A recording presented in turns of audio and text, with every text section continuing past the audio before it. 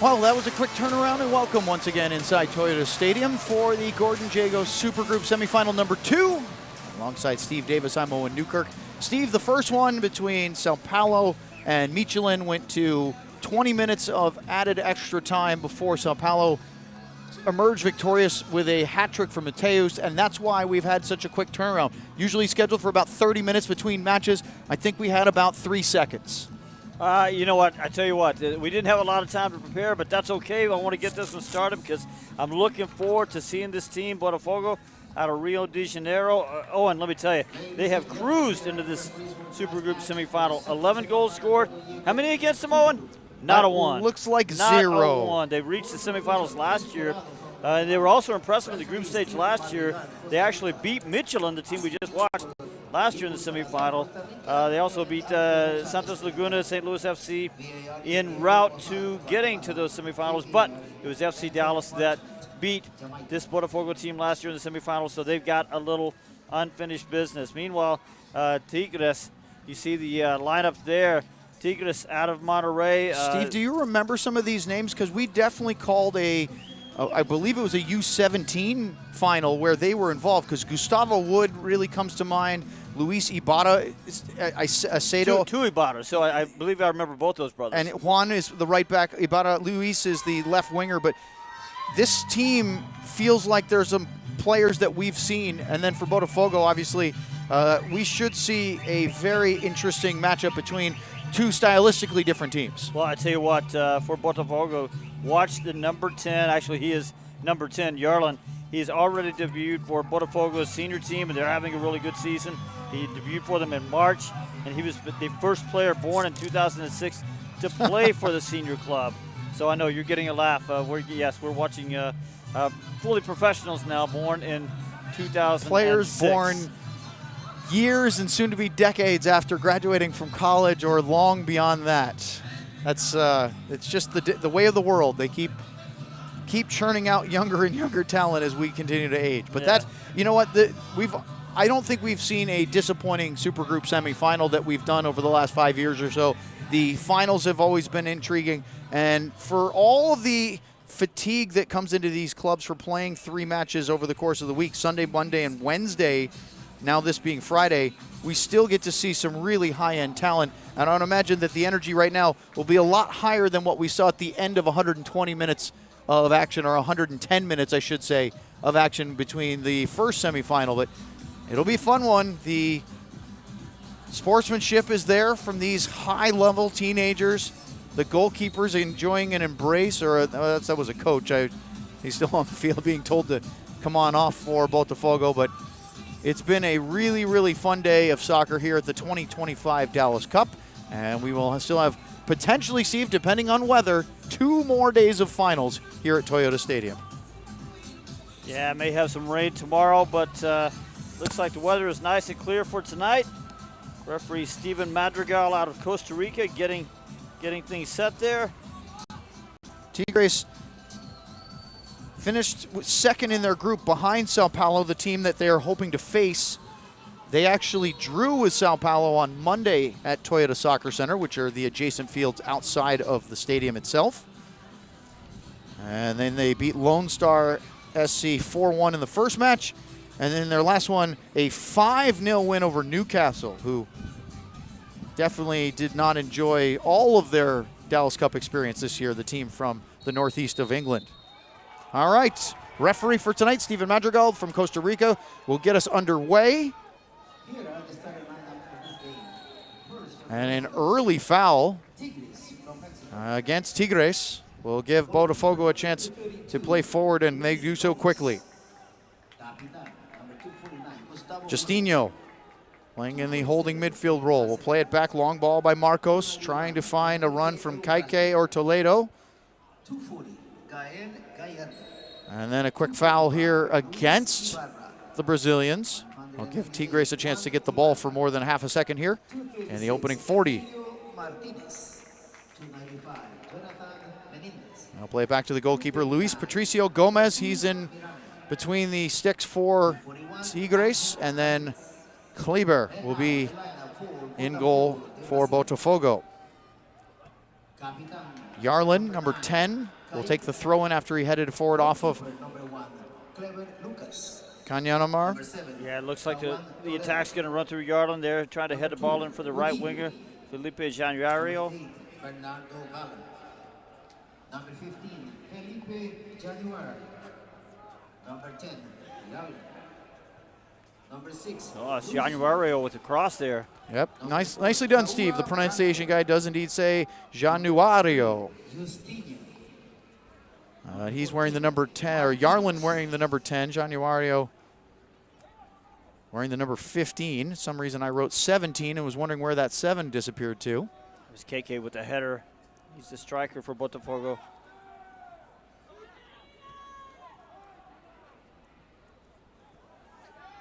Botafogo out of Rio de Janeiro. We saw a team out of there's 2 major Brazilian cities. We saw Sao Paulo last time. This team out of Rio de Janeiro. The ball will be a free kick at the center circle. We're 2 minutes in. Already we've seen Madrigal, the referee, with some quick fouls, trying to get himself established early. Not that he's looking for fouls, but looking to establish quick control. Down the left wing. Ball is blocked. That's Toledo, number 7. The flag goes up, and it's offside against the Brazilians. Oh, and I'm just having a little laugh with myself here because look at the pace as these 2 teams get started. You know, it's all snappy and run, and you know, and then compare that with the pace of the last semifinal that was just complete, and the team from Denmark and the team out of Sao Paulo just absolutely exhausted, slow pace. By the end of the match, that is. Yeah, it was fine early, but nothing left by the end. So what you see right now, I doubt we'll see that all night, although it's cooled off a little bit. That'll help the players some. There is a breeze, swirling and gusty as it may be, that might help cool it down a little bit. It's a little more humid than it's been this week.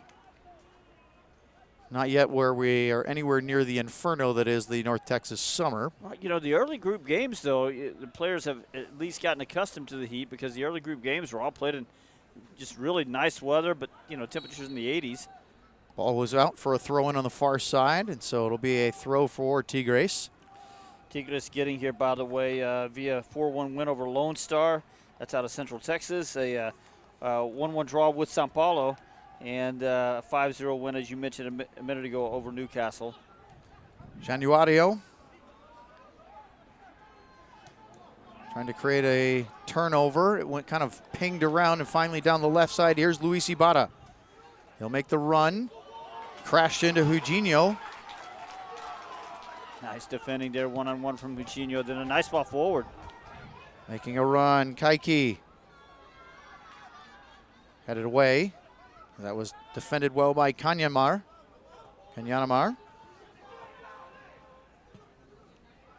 He'll make another clearance. 5th minute, just absolute breakneck pace here. They probably can't keep this up for 90, but you're right.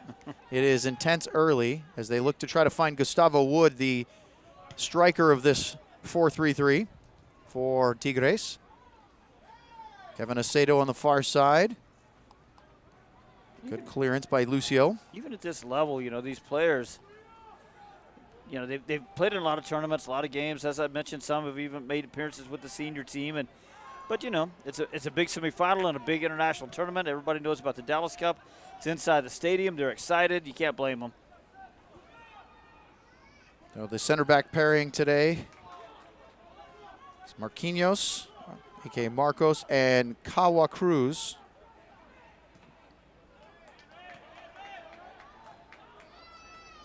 Botafogo trying to create an all-Brazilian final here.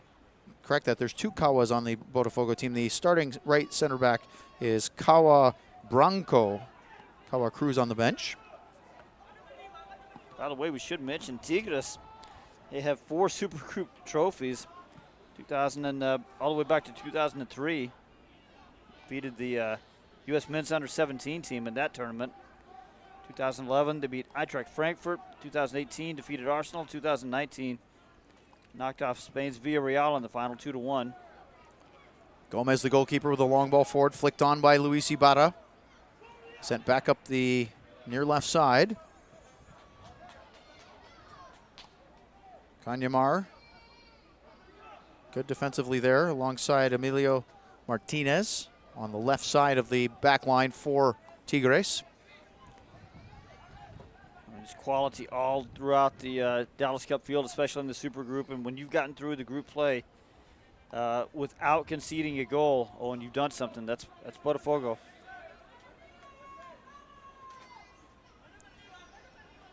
Eugenio with the throw-in down the right side, blocked. It's going to roll back. Could be a goal kick, and yeah, it will be, as Gallardo ushered that one out.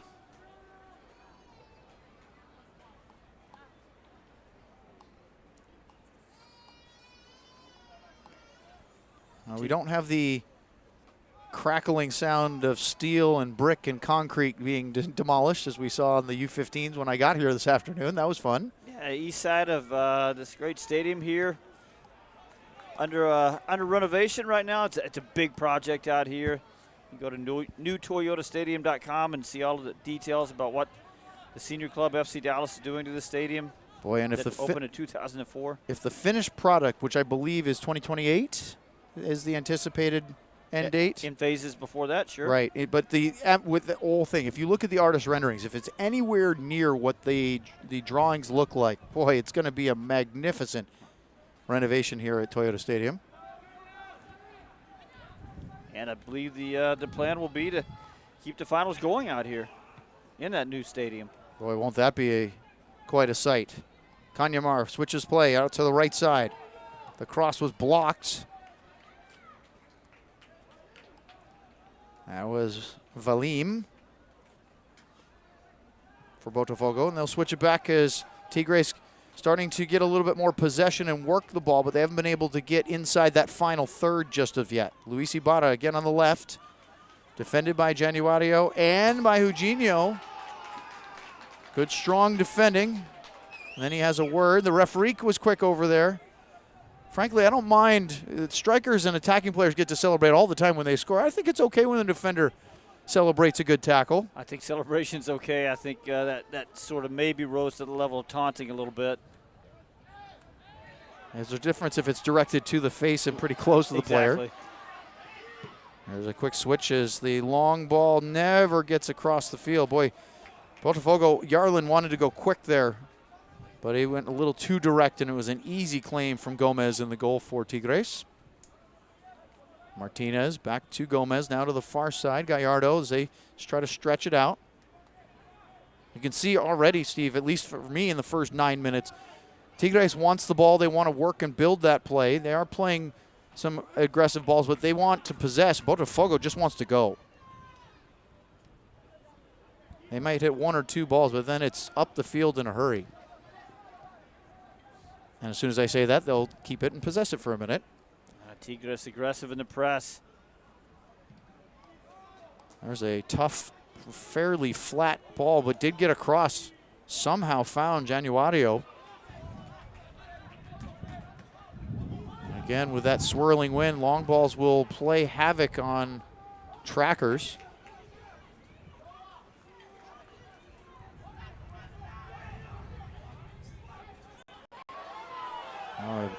Hard collision there. Januario ends up down grabbing his back, but play on. The referee did not see anything wrong with it. The Brazilian winger still down as Tigres continues to build in the Botafogo half, and now he has to get back up to his feet and run back to help defend. Yeah, I think Januario's okay. Ibarra tried to slide one through the legs of a defender. He gets it back. Good hard work from the left wing. And then it's just passed out for a throw-in. Smart there from Kawa, who did not want to get caught that far out. He'll block another cross in. Kept his feet on the clearance. Smart that he didn't go to ground there, because that could have been a troubling moment. But it goes off of the feet of Wood, and it will be a goal kick. 11th minute, Luis Ibarra on the left side for Tigres. He's been the danger man. It looks like they're trying to attack that side a little bit more.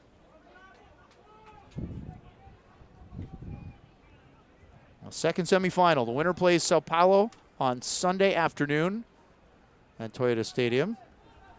Could be a little bit later depending on if things get backed up because of weather this weekend, but it does at least for the short term, look like it's going to be okay later in the day, Steve, you said on Sunday. So that's encouraging for the Supergroup final. The ones tomorrow and early on Sunday might be a different story. And we have 2 balls on the field, so we have to hold play for just a moment as the players work to reset. Yeah, they're expecting a lot of rain overnight Saturday, but the field here has got a really good drainage system, so if the rain abates by the morning, should be able to get the finals in that day. And really without much of an effect on the match itself. Well, that was something that definitely comes into play. It's the same for both these teams, but they were prepared to play a 7:30 game, and this one definitely didn't get started until at least 7:45 or so because of the extra time and nearly going to penalties of the first semifinal. It's all part of just having to stay ready and adjust to the schedule in front of them. Good tackle there by Eugenio. And he gets the ball back on a triangle. He'll play it quickly up as a charging run. Kaiki didn't get there first. You know who did? It's the celebrating Emiliano Martinez. There's the difference, Steve. He celebrated the tackle but turned away from the players, so he wasn't doing it in his face. Yeah, and I think you're right. That's absolutely fine. I actually want to see that. I want to see the passion and the enthusiasm for both attackers and defenders. But you bring up a good point. You're going to celebrate the goals. You're going to celebrate the winning a corner kick on one side. You get to celebrate the nice defensive actions.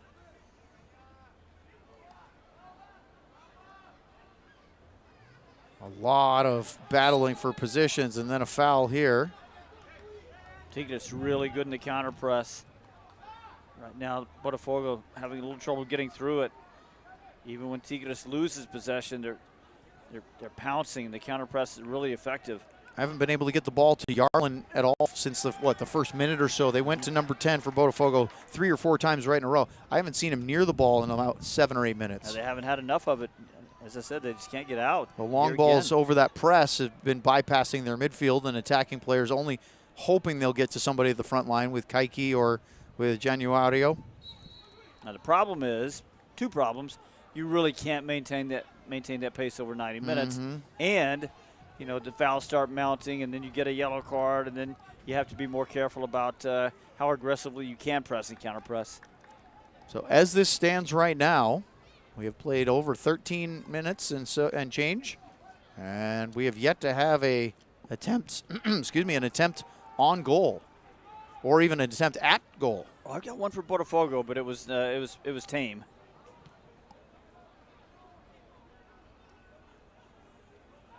Oh, a foot goes up here. Martinez gets whistled for the foul. I think the after effects, it's hard to say how much pain a player's in, but Yarlin is down. Well, Steven Madrigal, as he's an experienced referee, he's seen the tricks. And, yeah, Martinez got his foot up a little high, but I'm not sure Yarlin got hit in the head, which is what he's holding. He's up. And he looks fine. See, the captain, Kaiki, is having words with his teammates here, trying to set things up. Kaiki has not had much of the ball at all yet. We saw this in the first game with the Puerto Rican referee and the Brazilian team. I'm just wondering with Madrigal, what language is he speaking to them in? Because, of course, it's Portuguese in Brazil and Spanish down in Costa Rica. Now, I used to be more fluent in Spanish than I am now, which is very little because of the lack of practice. But I'm under the understanding that Portuguese speakers can generally understand the concepts of what somebody in Spanish is saying, even if they're not all that similar. Certainly one of the Romance languages. What do you think here, about 32 yards out? Right at? Based on where the wall is? 32, 33, yeah, you're pretty much spot on there, and that's almost dead center, is it not? It's a good distance here for a long attempt. The shot, well wide. That goes off of the foot of Lucio, the kick taker, their left back. And, well, we have an attempt, but that one was not really close on target. Yeah, that one's missing by about 5 feet wide there of the goalkeeper's right-sided post.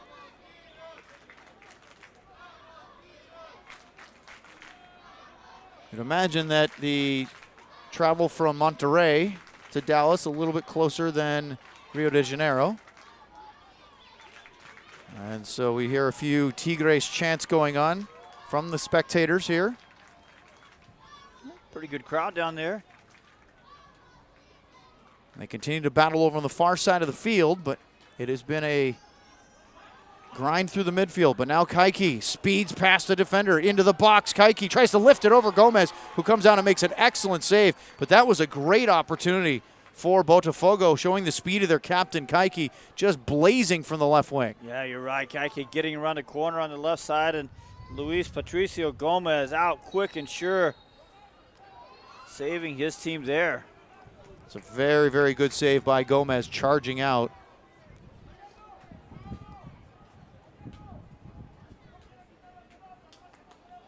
It's always a tough thing for a goalkeeper. If you're not doing a whole lot and all of a sudden you're called into something, you've got to stay mentally sharp and ready for that moment, because you can't always anticipate when it's going to happen, but you can't fall asleep either. Yeah, he was big and brave in that moment. Very good save there. I feel like we're starting to see the game settle down a little bit. Well, it was a pace that was not sustainable in the beginning, as Steve pointed out right away. Oh, then a kick away. That is a foolish play by Kawa. And the referee yells tranquilo. He's trying to calm down the Tigres coaching staff.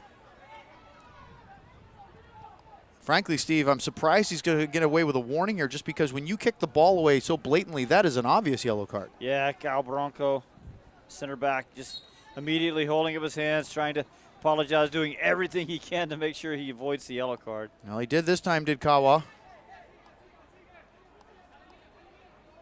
Boy, just no room as Januario trying to work his way out of that. He's just surrounded. And you can see the Tigres players drawing on that energy. It was Kanyamar and I think Ramirez who are digging in. I haven't said the name of Ramirez or Menendez all that much, the two attacking midfielders for Tigres. And all this play is for Tigres has been on this left side, Steve. I haven't said Kevin Aceto's name hardly at all either. No, I think it's Bada that they really want to go through. There's Gustavo Wood, who is an active player coming from the center forward position, but he will move around and help. And Ibata will lay off the throw in here for Kanyamar, the left back. Nodded down, that was Ramirez. Just after I mentioned we haven't seen him get a lot of touches yet. Now out to the right, there's Aceto. Well defended. Lucio is definitely somebody that has been frustrating from the left back defensive side of things for Botafogo. Now, Kaiki, long ball, racing forward. Yarlin couldn't get there. It was a little too straight, and Gomez gets that. But you're right, settling down, maybe some things starting to open up just a little bit as these two teams have played almost 20 minutes.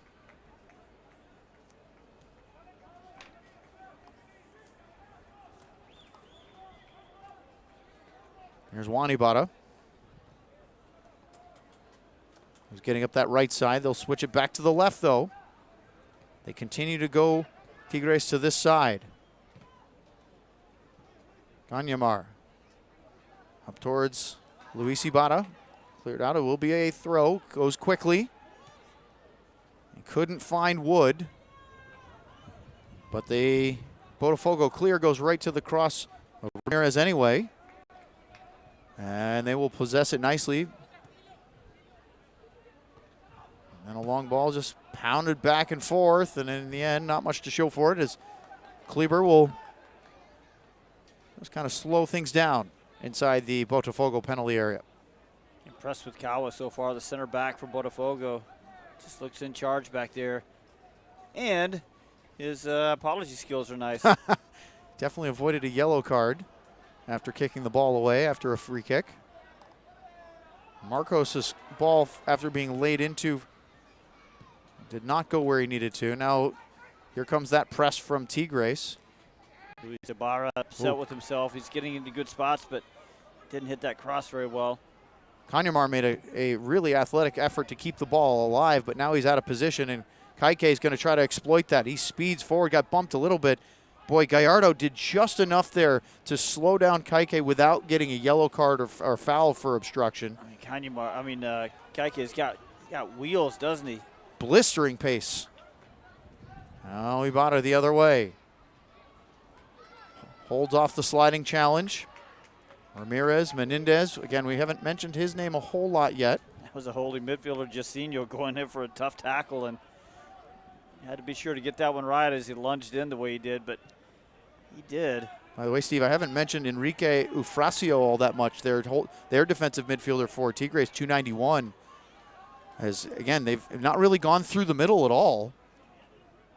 It's either over the top or down the left. There is an over-the-top ball. It drops in. The flag stays down the turn, and it's in! How about that? Tigres grabs the lead in the 22nd minute. It's an absolute cracking strike.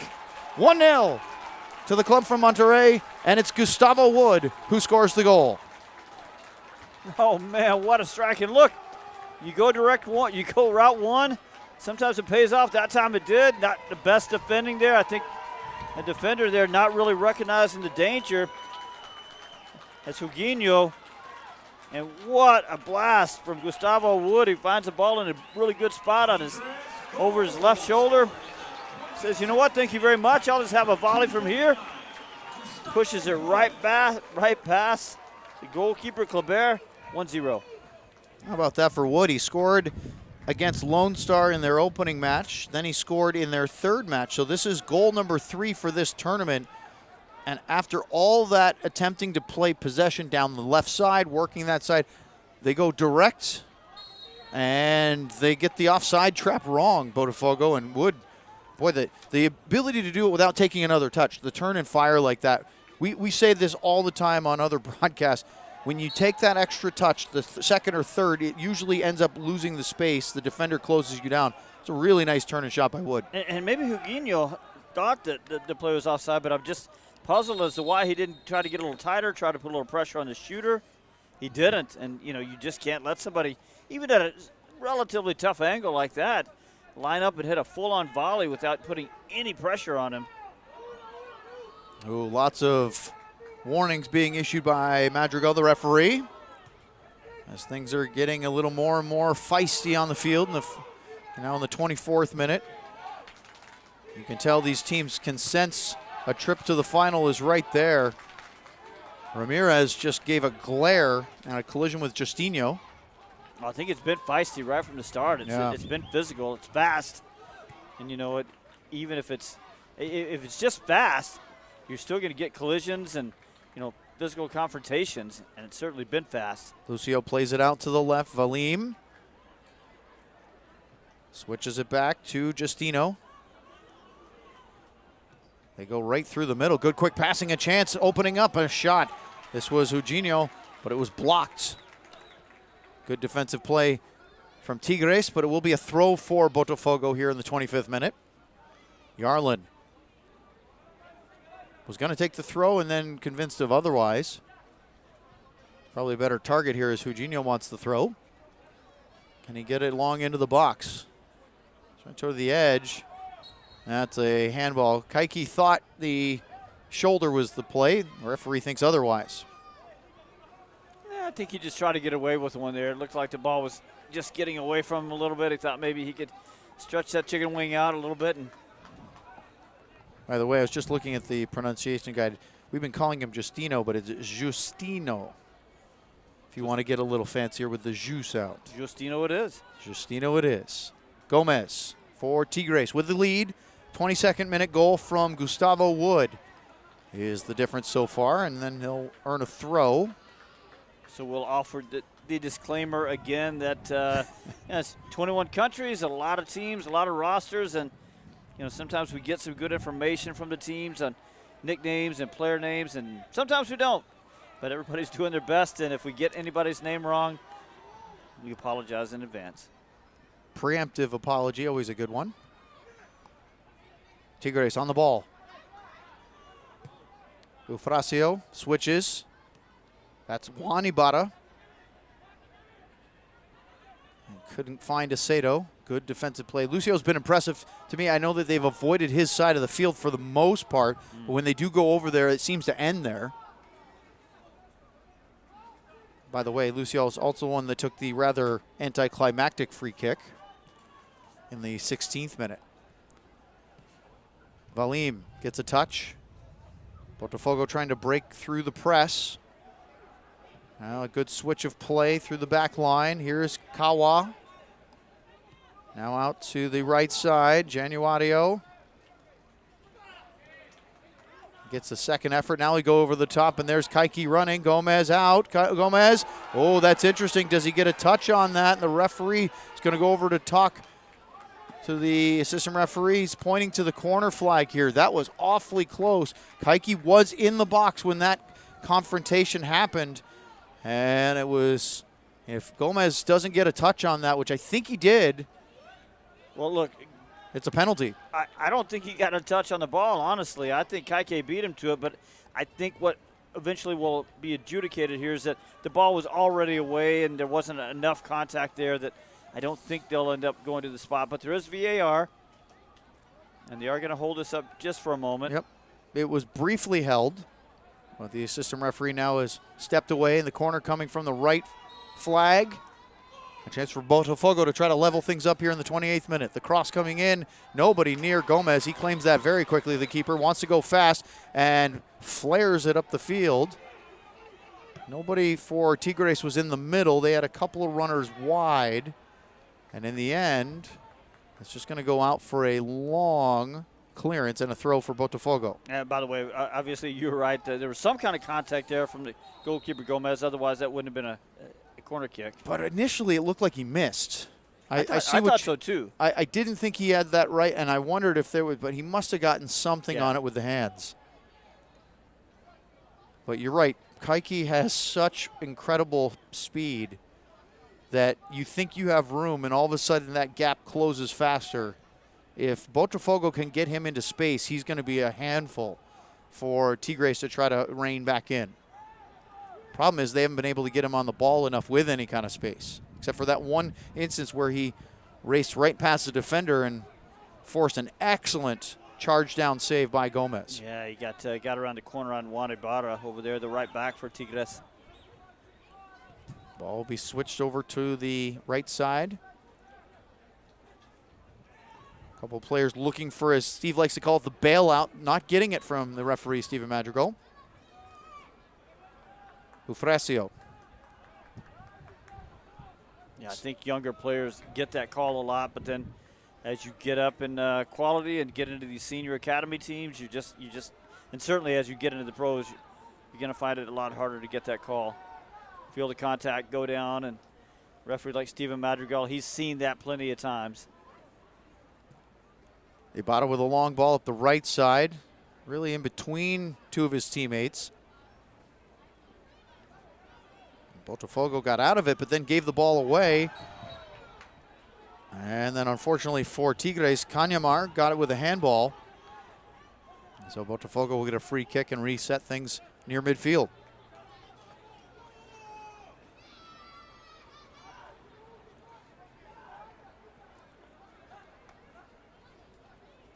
As Tigres gets back and gets set, and they defend out of a 4-2-3-1.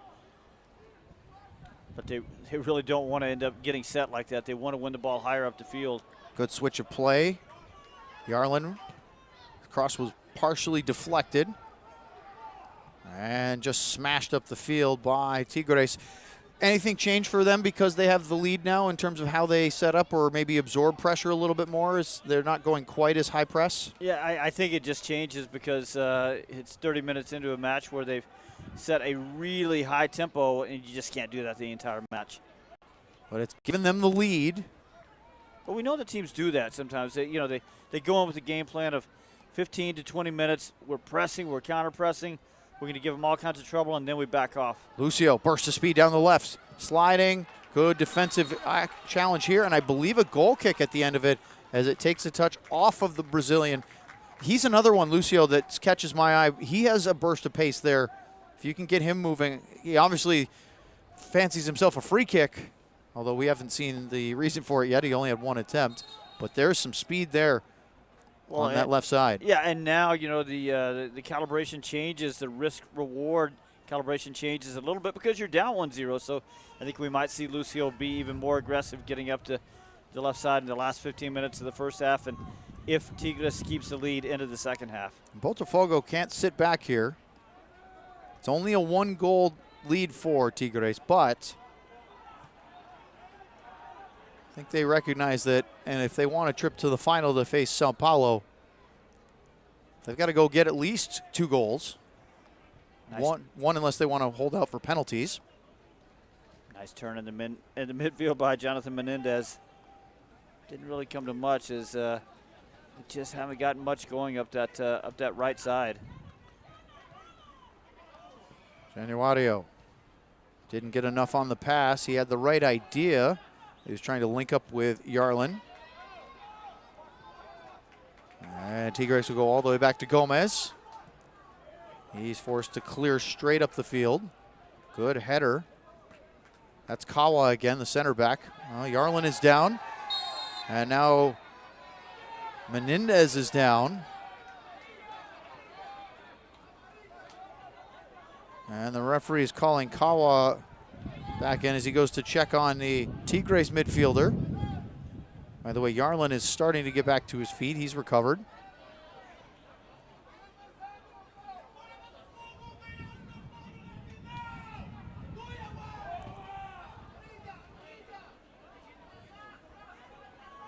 Now it looks like Menendez is going to be okay.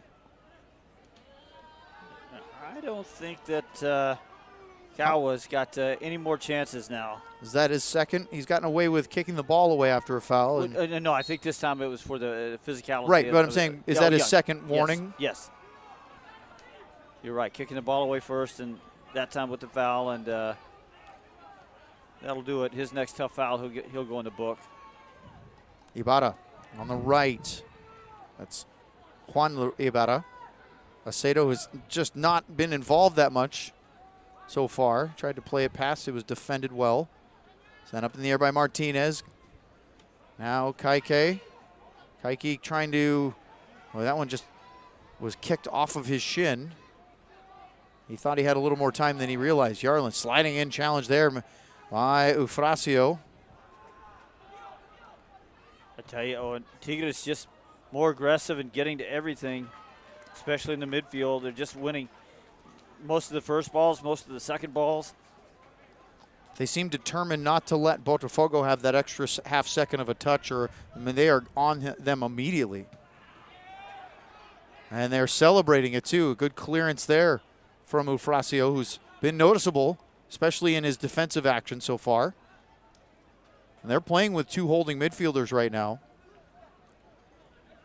Ramirez above them, a more advanced position. Menendez actually has moved up to that, as Ramirez has dropped in on the right side of 2 holding mids. There he is, Ramirez. Forward, Wood trying to roll the defender. Kawa again steps in. There's Marcos, the other defender, with him.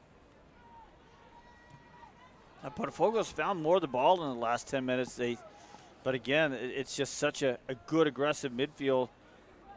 It's hard to get through there for Botafogo. A lot of yellow jerseys out there in that midfield. Seems like about 13. Doesn't it? The work rate is impressive, to say the least, for Tigres. Januario, nice first touch on the volley. Yarlin goes to ground. Seems like he's looking for it. The referee's just not offering that. Honestly, it looks like the Botafogo coach is a little frustrated with his player as much as with the referee. Now Kawa goes down, and we've got a yellow card here. Gustavo Wood, as Kawa is holding his face on a high challenge from the goal scorer for Tigres. Well, Gustavo Wood certainly has a skill, and right now his effort following the 23rd minute is the game's only goal, but he's also gotten into the back of some players off the ball, and he's definitely a physical player. Ooh. Yeah, that's tough right there. I don't know if he got full contact with the face, but he did try to play the body when the ball wasn't there. Well, the problem is, as he got the body, he also got the elbow up pretty aggressively. And that's the case Kawa's making. I mean, he didn't get the full cock of the elbow. Otherwise, if he'd gotten just a little bit more of that, you know what? He'd be off. The referee is calming down the Tigres coach. He's calming down Kawa, who's upset about the call. No VAR. Well, or maybe he's saying we looked at that's it. Exactly That's what he's saying. They'll get it if it's a red card. So good officiating, even though the atmosphere here is a bit contentious. You'll see how that first booking of the match goes to Wood. Wood has had a high event first half, a goal and a card. Enough to be careful as his tries to be that aggressive physical challenge at the top of the press. Lucio up the left side. Foul on Ibarra. Botafogo wanted to maybe catch him quick or maybe just cause a little chaos. But this is exactly what I said. Not only is it the fatigue factor, but as the fouls mount, now you got the guy leading the press. He's carrying a yellow card. That's why we always say you just can't maintain that 90-mile-per-hour cadence and tempo for the entire 90 minutes. And so far, Tigres has been able to hurry and frustrate Botafogo on the ball. Brought down by Eugenio. He's going to try to sprint forward. Got tugged just a little bit, it looked like, but not enough to draw the attention of the referee. Well, the players have to figure out that Steven Madrigal, the official, he set a high bar for fouls so far. There was a little bit of a collision there after the whistle, but I think the players either didn't hear the whistle or just kept going. I tell you what, it's a good thing they have a really good experienced referee for this Supergroup semifinal because there's a lot of physical play out there. There's, as you said a minute ago, you used a good word, contentious. Long ball down the left side. Toledo, we haven't said his name a whole heck of a lot, but he wins the ball, sends it across. Januario going up for it. Kanyamar got there first, just did enough to flick it away. Here's Januario again, running in from that right wing. Lays it off, the curling ball, back post. What a chip. It's Justino. And Justino has tied the game in the 39th minute with a beautiful floater over the head of Gomez, 1-1. You might have a hard time convincing me that he was trying to do that. I think he was trying to cross the ball, curl it into the back post, but maybe, who knows, doesn't matter. 1-1. If it was a back post cross, he couldn't have gotten it wrong better. That's right. And how about that? You mentioned, Steve, how the energy, oh, there's a yellow card being brandished. I didn't see for whom here. But the referee just put the yellow card back in his pocket after making a notation. I wonder if our crew picked up on who that was. But it's 1-1 here. And I was mentioning maybe it's the length of the celebration. They seem to take a long time over the bench like it was a hydration break. What are they trying to call it now, a cooling break? Drinks break? You made a great joke about when it's 100 degrees outside, there's not much cooling going on. No, there's not.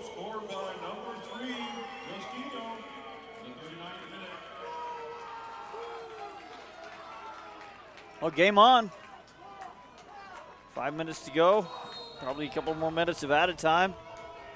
I think Tigres has been the slightly better team, but Justino in one moment. You could see it too. We were right at the angle when he chipped that ball, Justino.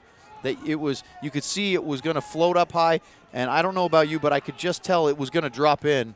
It felt like it was in slow motion as that thing just kind of arced into the far back corner of the net. Yeah, it seemed like the wind kind of caught it and pushed it down. So, meanwhile, first corner kick now for Tigres.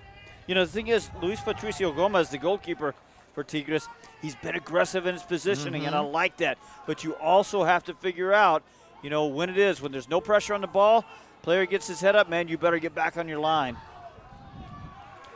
It'll be a corner from the right flag. Far side looks like a left-footed in-swinger, and they're going to play it short. Wood touches it back outside. The shot, and it's saved unconvincingly by Cleaver, but he did enough. That one hit him in the chest, not in the hands, and that was a really nice short corner because it actually led to a shot, and a vicious shot, to say the least. I was going to say, and a shot with a lot of sting on it. Was that? I think that might have been Luis Ibarra that took that one. A heck of a strike here in the 41st minute. Another corner, this time whipping it in, lots of pace, but the goalkeeper made a much better claim of this one, Kleber. And then he tries to play it, and a foul called. So it'll be a free kick for Botafogo. Kleber didn't look totally comfortable with that one, but you're right, though, as the ball whipped in with a lot of pace.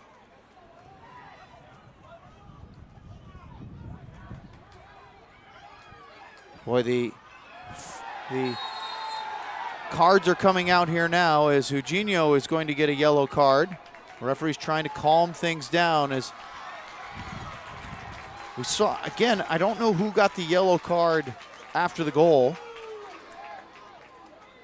but Botafogo's right back will go in the box, or into the book, excuse me. You got that penalty box on your mind. Give him a power play.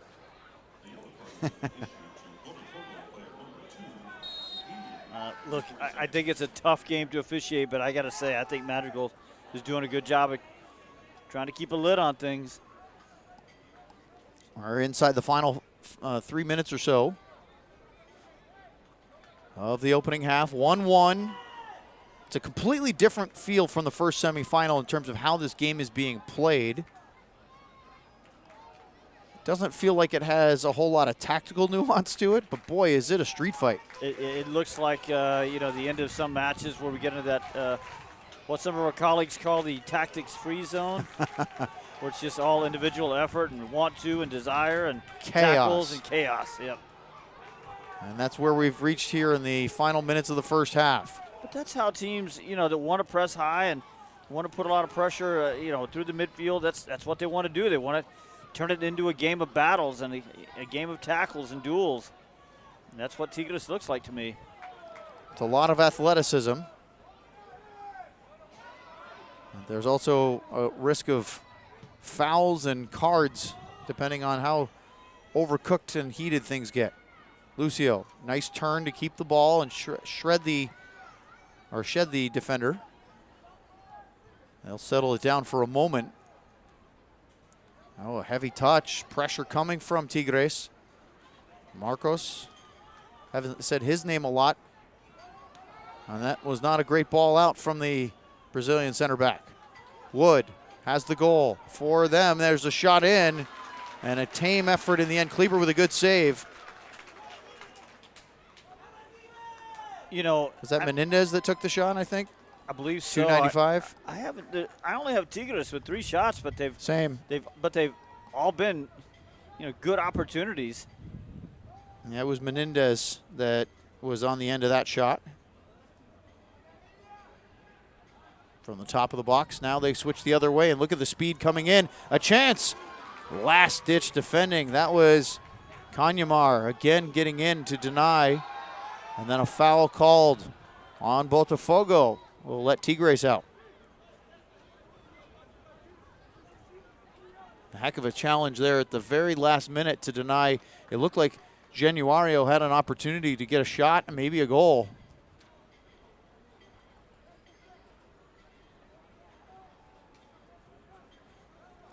Lots of options on the bench for both of these teams as they have. And Tigres has what looks like 7 substitutes loosening up. At least 5 for Botafogo. So 6 substitutions allowed for each team. We could see a lot in the second half depending on how the energy goes, because this has been a very, very competitive first 45 minutes. Well, and this is the 4th game played in 5 days by these teams. Well, we've got a player down here for Tigres. It's going to be a free kick. The Tigres coach is looking for more than just a foul.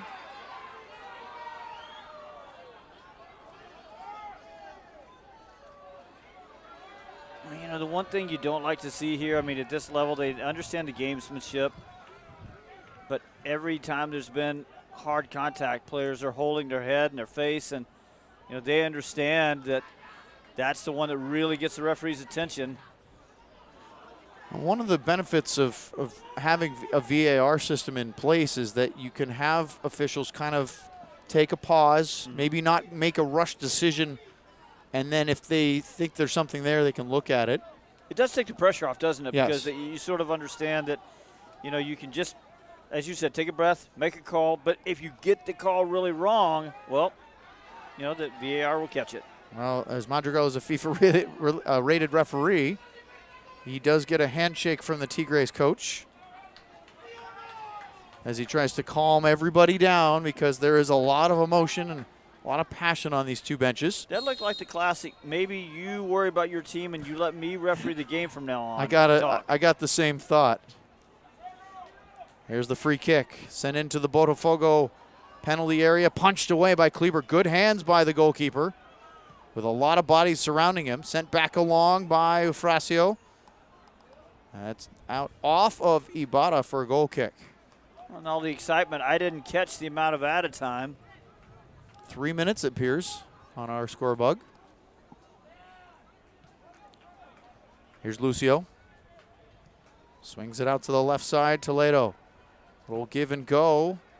Kaiki running, speeding, almost got, I think he got a toe in there. Boy, Martinez and Gallardo have their hands full in the center back position. And if Kaiki can just anticipate that action just a little bit better because, he saw it a little late and he still almost made up about a 3-step deficit. Gomez with the long ball forward. Free header back. That's the goal scorer, Justinho. Good challenge there from Yarlin. There's the shouts from the crowd. And then a long ball, can they chip him? Wow, Gomez. That was from the center circle. I think that was Valim, if I'm not mistaken. Just smashed that from nearly midfield. Well, I think that's recognition again that Luis Patricio Gomez, the goalkeeper for Tigres, is taking a really high aggressive starting position. And there's the final whistle of the opening half. So as it stands, it's 1-1. Gustavo Wood gave Tigres the lead on a ball over the top that was turned and beautifully put home in the 22nd minute. And 17 minutes later, Justinho chipped Gomez into the back left corner, 1-1. And that's where we're at, Steve, after 45 minutes plus of this Gordon Jago Supergroup semifinal. Well, we had a frenetic pace to start. It slowed down a little bit, but I bet as we get some substitutions added, we're going to keep a really high pace in the second half as well. Boy, if the pace dropped at all, the intensity just continued to rise, and the competitiveness, the aggression, the tempers flared. I don't think we're going to see any abatement of that as we get into the second half. We will have halftime highlights and more coming up here from Toyota Stadium. You're watching the second semifinal of the Gordon Jago Supergroup here on the 2025 Dallas Cup.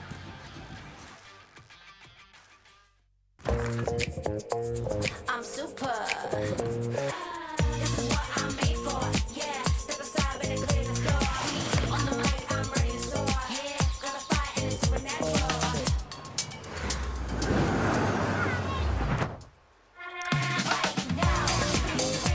Say hello to your natural superpower. 20 grams of protein, only natural ingredients, and 0 added sugar. Try Chobani's high-protein Greek yogurt.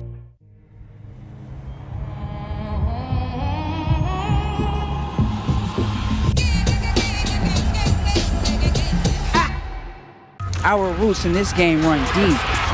We've been here, hydrating the grind with 50% more electrolytes. But it's time to raise the bar. This is our game, my game, your game, the beautiful game. From the ground up, we power soccer. At CC's Pizza, dreams come true. But the best part of CC's is you, and you, and you. Me? Keep up, Doc. Dive right into my wondrous buffet. When it comes to pizza, you know that I slay. These desserts were made for stacking, like these games were made for whacking. Uh-oh, see ya! Reviews are in, the critics are raving. Even the super specific pregnancy craving. So come feed the band and pull up a chair. CC's the best pizza value anywhere. Whataburger, bring back our mushroom Swiss burger. I heard corporate said it's never gonna happen. Corporate here. We had the bandwidth to circle back on this action item, and We're aligned. Bringing you grilled mushrooms, melty cheese, and creamy au jus sauce. If synergy like that isn't cool, then we don't know what is. The Mushroom Swiss Burger is back. We're bringing back the hits! What a burger!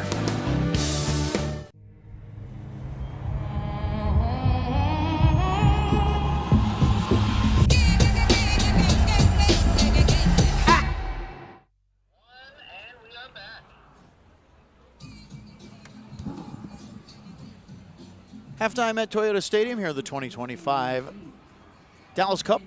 Gordon Jago Supergroup semifinal. It's been a great tournament all week, continuing with finals, hopefully weather permitting tomorrow, and then into Sunday where we'll have the Supergroup final, the end of a wonderful tournament once again.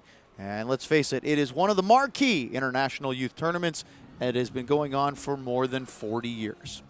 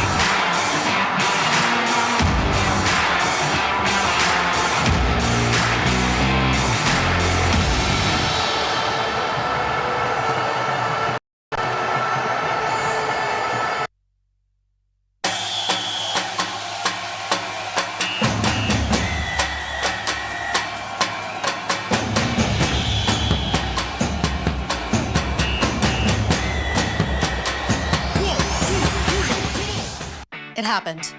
We got the house! You did!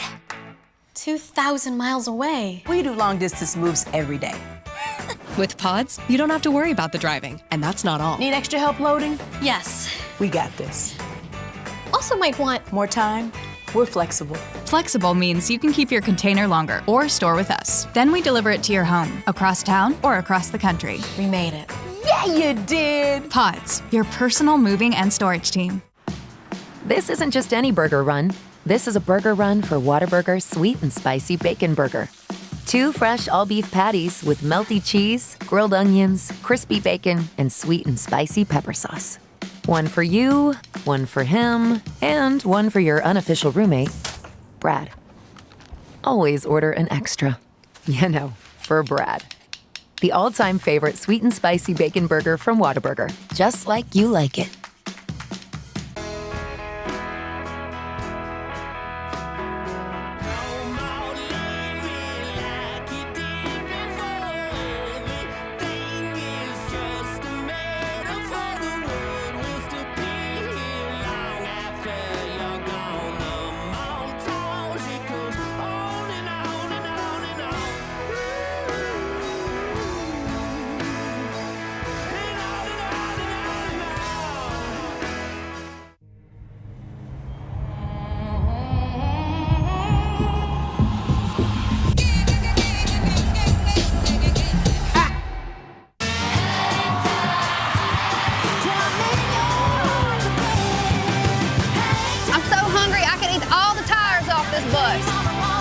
When you're on the road, there's a lot of late nights. A lot of early mornings. Not supposed to say that. A lot of honey butter chicken biscuits. You hear my belly growling? Yep. I'm gonna need one of those right now. And a lot of good times with my band. What a burger!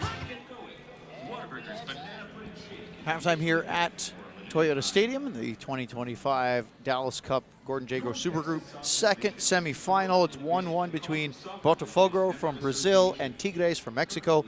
Alongside Steve Davis, I'm Owen Newkirk. We thank you very much for joining us tonight, as one of these two teams will join Sao Paulo in the Supergroup final that will be played on Sunday afternoon here at Toyota Stadium. And Steve, before we get into some highlights a little bit later in the halftime, we have to talk about the 2026 World Cup, because it is approaching faster than maybe we think. About a year and a couple of months, and all of a sudden the tournament will be here. The marquee world event will be on U.S. soil for the second time in the last 30-plus years. I think it's going to be the biggest moment in U.S. soccer history. I mean, look, 48 teams, expanded field, 16 venues across Canada, Mexico, and 11 of those venues in the United States, including right here in North Texas. This stadium here, or the grounds around, expected to be one of the training sites or training bases. And, man, I can't wait. I think it's going to be spectacular. North Texas hosting 9 matches, more than any other community. That includes the semifinal. Well, it should be a lot of fun, and we can't wait for it, although it's still over a year away. But here's a little look of what it might be like to have that marquee global event here in DFW.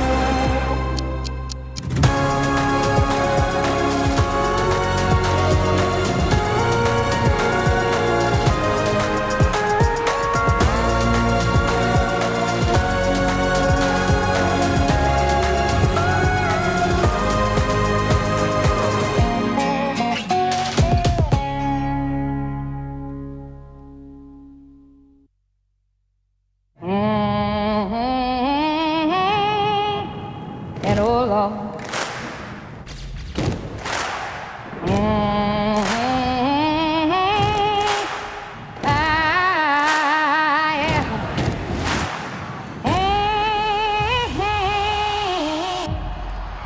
remember me.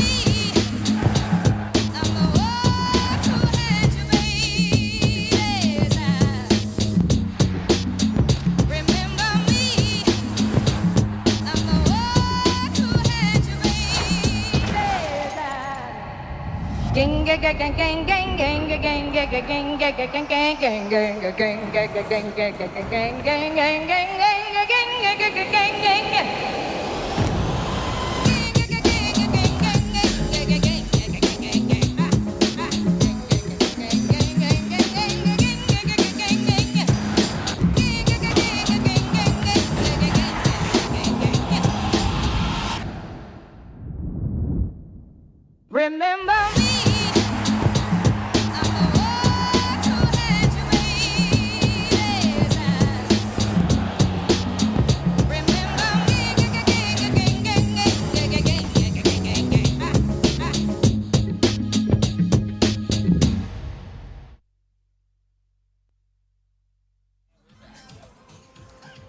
We are still in the halftime interval, although only about 90 seconds away from getting ready for the start of the second half here at the 2025 Dallas Cup Gordon Jago Supergroup semifinal between Botafogo from Brazil and Tigres from Monterrey, Mexico.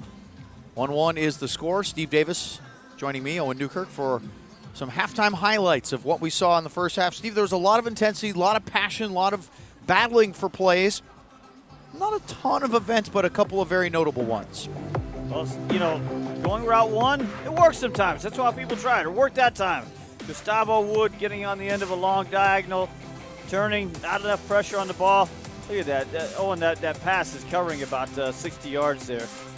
Not enough defensive attention, and Gustavo Wood hammers his team home with a left-footed volley 1-0 in the 23rd minute. Boy, and then a really big moment in the 39th minute from Justinho.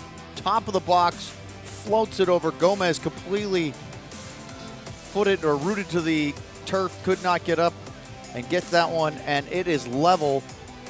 Maybe they had a couple of moments. Maybe he was crossing, maybe he was shooting. Either way, ends up in the back of the net over Luis Patricio Gomez. That was in the 39th minute. In between that, Wood got a yellow card for a foul on Kawa. Kaike early on had a nice race into the box, but Gomez charged him down, made a good save then. And then later, Menendez at the top of the box with a shot that Kleber, it was Ibarra's shot on the short corner, Steve. That was the one that really stood out. The other one, Kleber made a pretty easy save. Ibarra, 41st minute, they went short on a corner, played it back, and he hammered it. And Kleber was good positionally, which was good because it made it through his gloves, hit him right in the chest. It was loose, but they were able to clear. Yeah, I got Tigres with 3 shots, but one was a goal, and 2 of them were well hit right at or toward the goalkeeper, requiring pretty good saves. So 3 shots for Tigres. I got 6 for Botafogo, 2 corner kicks for Tigres, 1 for the Brazilians. It's interesting because even though the Brazilians are double up on the shots from Tigres, you still feel like Tigres is probably slightly more in control of this game. They really just with the press and the counter press and just some really aggressive midfield play, just turning this game into just a big game of duels and battles and tackles and being first to most of the loose balls, first to the second balls, all over the midfield. And then in first half stoppage time, Valim, I want to say this was a shot from the center circle. Hit it 55, 60 yards, almost cleared Gomez, who was, again, tracking back. It wasn't the first time, of course, with the Justinho goal, but it was a very interesting last-second long ball that looked like it was going to go in if Gomez didn't get back in cover, but he was definitely tracking back to chase that one. Oh, I think it was definitely going in, but it was just a weird play, and I guess you got to credit the player there because it's just a bouncing ball in midfield, and I think he just decides to it was kind of off the side of his foot, and he just decides he might be able to. I guess that's what he was doing. He might be able to slip one past the goalkeeper. I'm not really sure that, again, it was just a contested ball, and I'm not sure he wasn't just trying to kick it upfield. Seemed like we have a bit of a delay here. Both teams are out on the field. They had coaches on the field, or maybe just taking their time. And now the referee is waiting for the coachings to clear off on both teams, and now we're ready to go for the second half of tonight's action here in the semifinal of the Super Group. There'll be one more match in the Gordon Jago Super Group in 2025, and it'll be on Sunday afternoon here at Toyota Stadium. Steve and I will be here for the call. Sao Paulo beating Michelin 3-2 in the first semifinal. In 110 minutes of play, as they went to 2 10-minute extra time periods, which, Steve, important to point everybody out. If this match remains tied after 90 minutes, what happens? 2 10-minute extra time periods, and if still tied, what FIFA likes to call now kicks from the spot, what we used to call penalty kicks. Yeah, the British don't like the term PKs. They would prefer penalties. Now kicks from the spot. We'd like to make it even more words to say. Botafogo trying to get onto the front foot early. They have never led in this match. And there's been, as we start the second half, with some jostling for position. I think Kawa getting away with one there. Just wonder if we're going to see that more, Steve, in the second half, because there were a lot of those where somebody or both teams felt there was a foul and the referee let it go. But we did see some yellow cards in the first half, one for each team, plus another one that we didn't get disclosed after the Botafogo goal in celebration. Oh, Kaiki got taken down, but speed down the right side, a chance. The ball goes across the front of the 18. Kept alive by Toledo, but headed away. It looked like Botafogo was in a really dangerous attacking position, but just couldn't quite connect in the final third. Yeah, good start there from the team out of Rio de Janeiro. Lucio defended by Eufrasio and others. By the way, I don't know if there is a tactical shift there, but if I'm not mistaken, it looks like Luis Ibarra is over on the right side here, number 245, just coming back from that defensive play. He was on the left most of the first half. Well, it is interesting. They really ran the attack through him in the first 15 minutes or so, and I thought pretty effectively. And then, as that little faucet got shut off, I don't think he was as effective over the last 30 minutes. Gomez with a free kick. Floats it up into the wind. That one will come down near midfield. That looked like it hit an arm, although I'm not sure that Luis Ibarra knew much about it. But it is a call from the referee, and so it'll be a free kick for... Oh, wait a minute. They're going to call that against Botafogo. I thought it was the other way. Yep, and he's getting help from his assistant referee and his earpiece. That's good refereeing by the crew to make sure that the referee gets it right, and that was clearly a handball against Tigres. You also wonder if Ibarra switching sides is an effort to keep... Oh, player goes down in the box looking for something. That was Kaiki.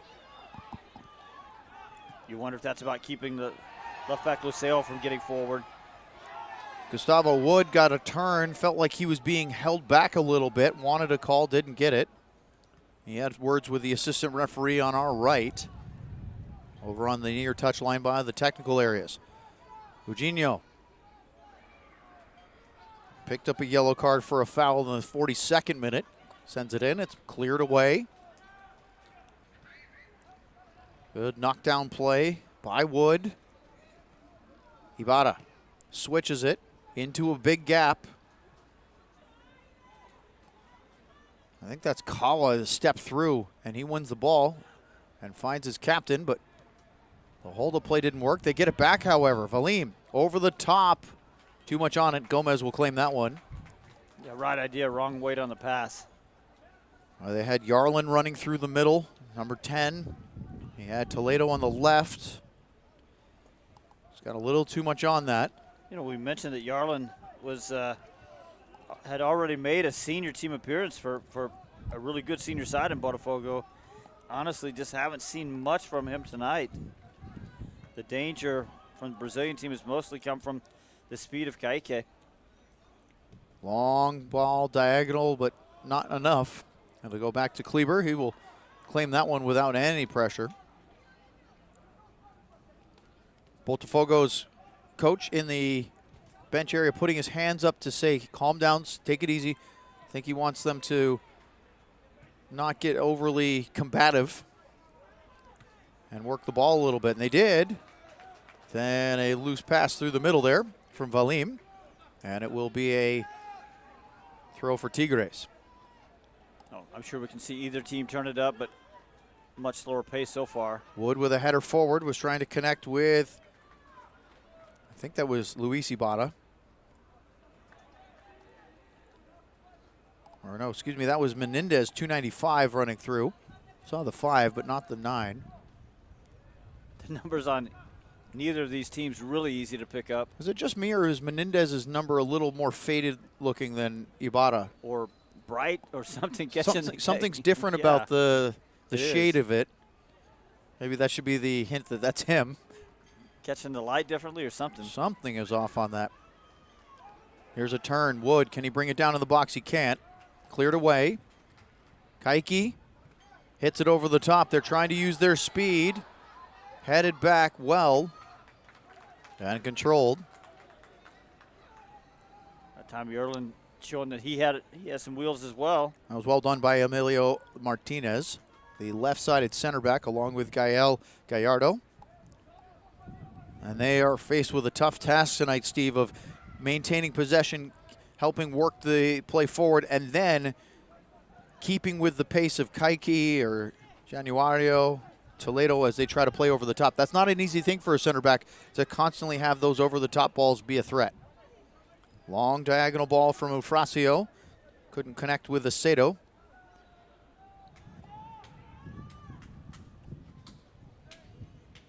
Kanyamar. Looking for that long switch, trying to find the space. Ibarra. That was Luis from Juan, excuse me.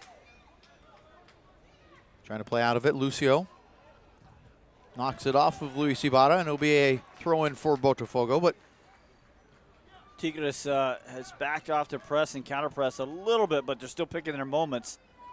You saw there it was difficult for Botafogo to get out of that. Sort of get bailed out a little bit by the throw-in opportunity, but still a lot of work to do to get out of their end, and they didn't do it. referee letting him play on. Toledo got into the back of a Tigres midfielder,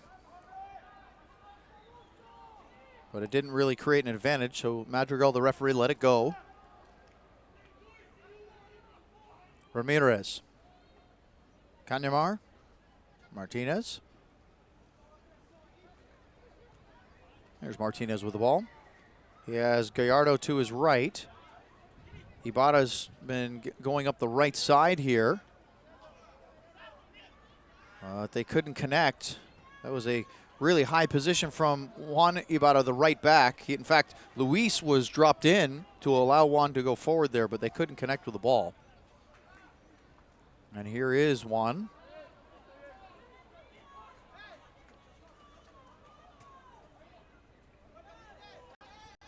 That's Menendez. Juan Ibarra along the ground. Even if that gets through, nobody was really in that advanced position for Tigres. Cleared away. And the throw is farther back. I mean, neither one of these teams just not worried at all about establishing possession and, you know, sort of moving the ball forward in stages. They both want to go, go, go. Throw in from midfield. Kawa with the header. A little bit of an undercut from Wood, but Lucio did win the header. Boy, this is just a very contentious, I said that word earlier, really highly contested, but not necessarily visually pleasing. And there's a foul there. Valim went for it, took down the player. I believe that was Wood. Yeah, I think so. And he spun down and really looks like he's all right, but he's going to get a talking to from the referee, even though he is the victim of this. Take another look. Well, he gets his leg up pretty high there. I think that one almost could have gone either way. He's lucky that he gets the ball first and doesn't get any more of the player there. Here's Jonathan Menendez. Going to line one up from a very long distance away, probably 50 yards over here on the near side. Once you get the angle in, it's probably 45 direct. Curling ball, high, sweeping into the box, headed back. Keeper goes up and Kleber comes away with it. He wants to go quickly. He thought about it. Now he's going to throw. Good throw out into space over on the right-hand side. Little kick off the foot, and that's just enough to allow Kanyamar to come over and clear that into the stands of the east side. Just wonder if we're going to see this game getting more and more stretched or if we're going to start to see substitutions soon. And just as you say that, two players for Botafogo lining up. Not surprising here because as that throw-in is cleared away, there's definitely a difference in pace here early in the second half than we saw. It was unsustainable, as you mentioned, Steve, but it's noticeably different here 10 minutes into the second half.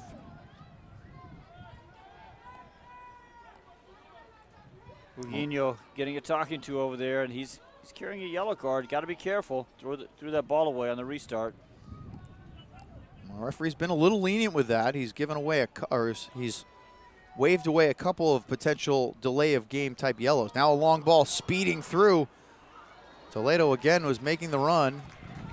Ball just didn't check up for him, but the angle was good. The weight was good. If there's just a little bit of a checkup on the ball, I think Toledo's got something. All right, back underway. Gomez to the near side. A long ball by Gallardo. Headed away by Marcos. Good touch there from Luis Ibarra. Played Juan. Back to Luis on the right side. Dribbling. Little paw away there. Tried to connect with Eufrasio. Couldn't do it.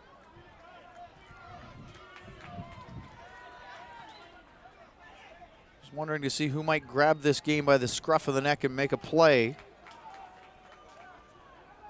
And maybe that's what this needs right now with a 1-1 deadlock. Almost feels like this game needs a goal to open it up a bit, but we'll see. Maybe it'll happen anyway. Long diagonal ball, way too far for Toledo. That will go out for a goal kick. Nice step up and win in the midfield. An interception there by Angel Ramirez for Tigres. He's one of the really hard workers in there, along with Jonathan Menendez, Fracio. Can still hear that wind swirling. Has not let up tonight. Anticipations of some overnight storms coming through the region. Gallardo. To the right for Ibarra. His pass was looking for Menendez perhaps, or maybe Wood, but it was behind him. Going out for a throw. And now we get a whistle here. And the assistant referee, maybe in conjunction with the head referee, calls for the throw-in to go the other direction. And it's off a hand. It's not a throw, it's a foul because of a handball. So Lucio will put this one down to restart it.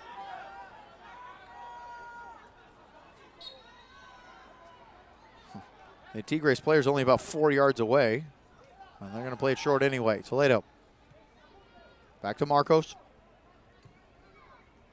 Kawa.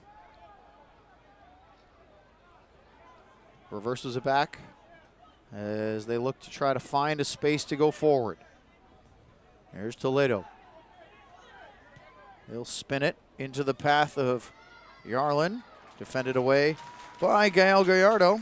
Or as he shielded that one off for a goal kick.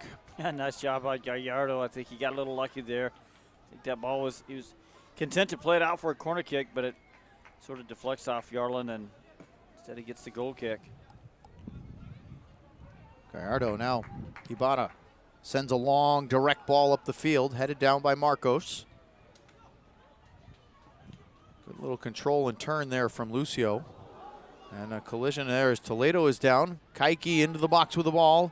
Play on, says the referee, acknowledging the foul against Tigres, but playing on, and then Botafogo played a dummy and gave the ball away. It was the right decision by the referee to allow the advantage. Botafogo just didn't capitalize on it. A little surprised they're letting the. I was just thinking the same the thing. Tigres players warm up along the sideline. There's not a lot of room, and it seems like everybody.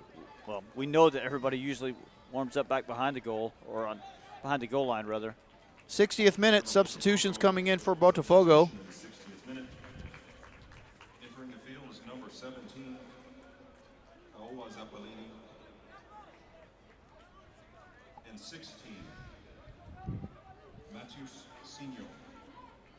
Leaving the field is number 8, Fernando Valim. Okay, so Valim and Toledo will be the two players removed from the game. Mathusinho, number 16, is on along with Kawa Zappalini, number 17.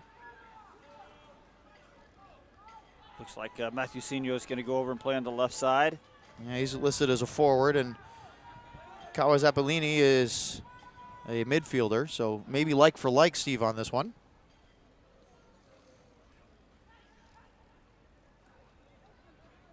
The first changes of the night belong to Botafogo.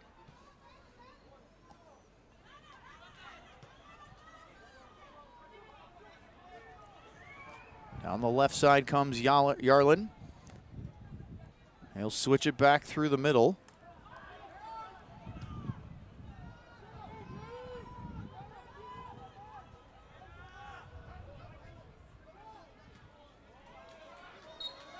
Marcos comes over to head that one away from Wood.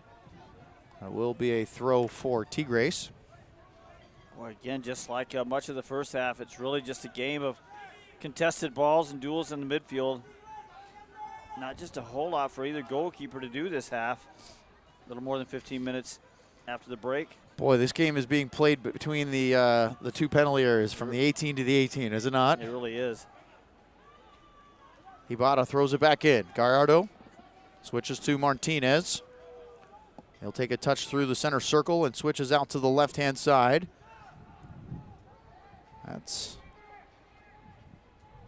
I noticed that Acedo has switched back to the right side as Ibarra went back over. Clearly what they were trying to do didn't work. When I say Ibarra, I mean Luis. Yep.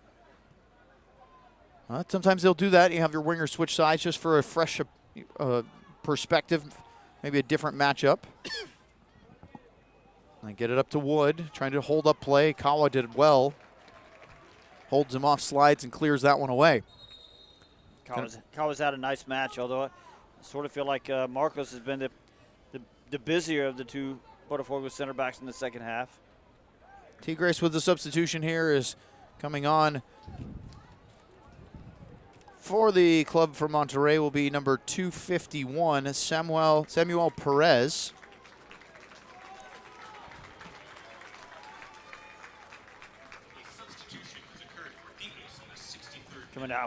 Coming in for Jonathan Menendez. Jonathan Menendez. Entering the match is number 251, Samuel Perez. That's the first change of the night for Tigres.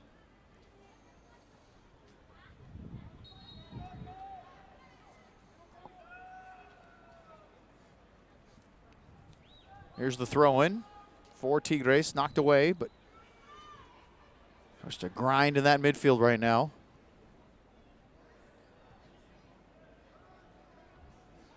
And step up by Kanyamar, who's had to be busy on the left side of the back line.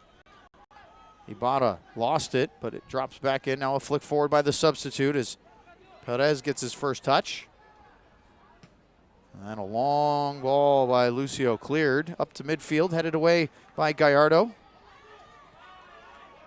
Yarlin felt a little contact, went down. He's going to get the call here, and he's fortunate because he did not do much with it. That might have been one of those bailout calls.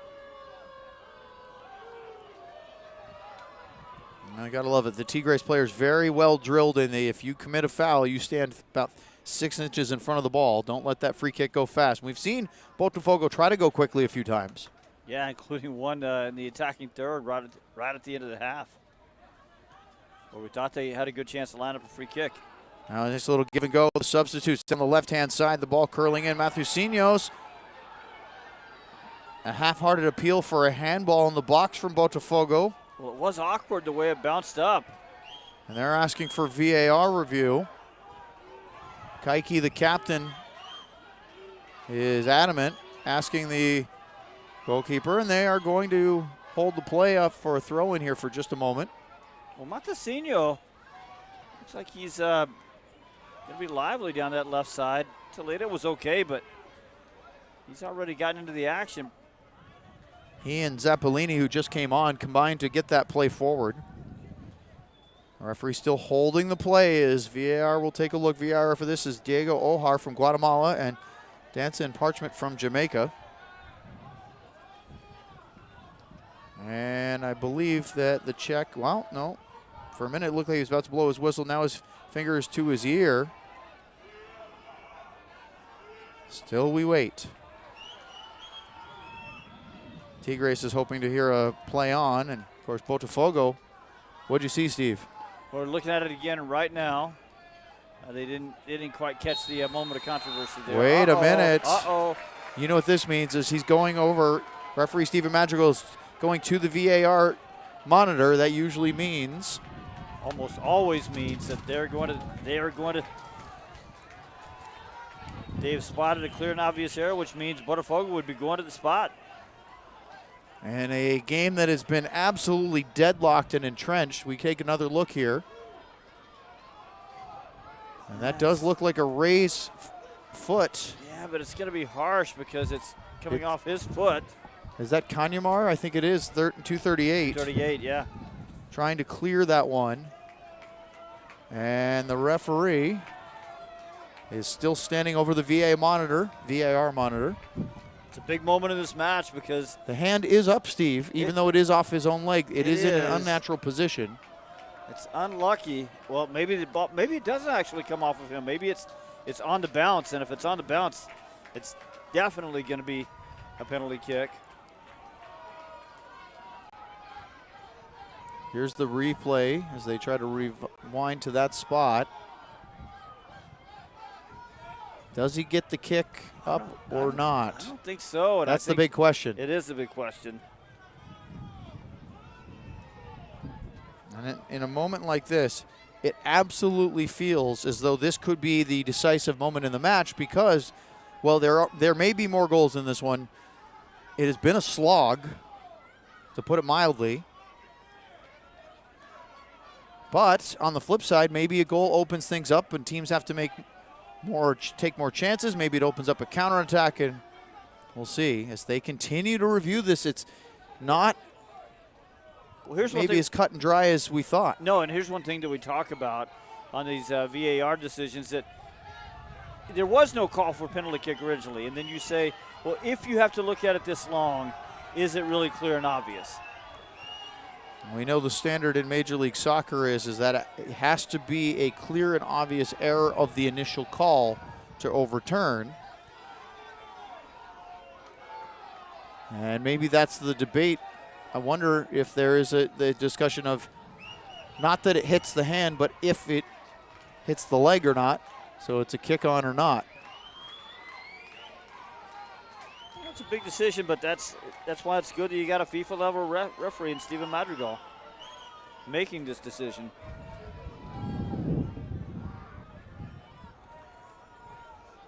But I do sort of agree that the longer it goes on, it's, you're sort of stretching clear and obvious at that point.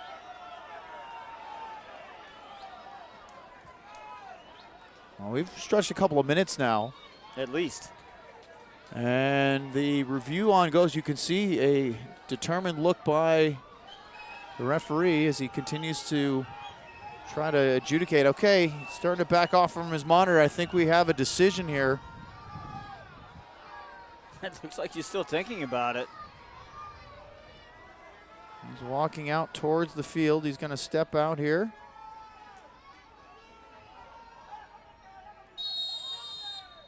Penalty.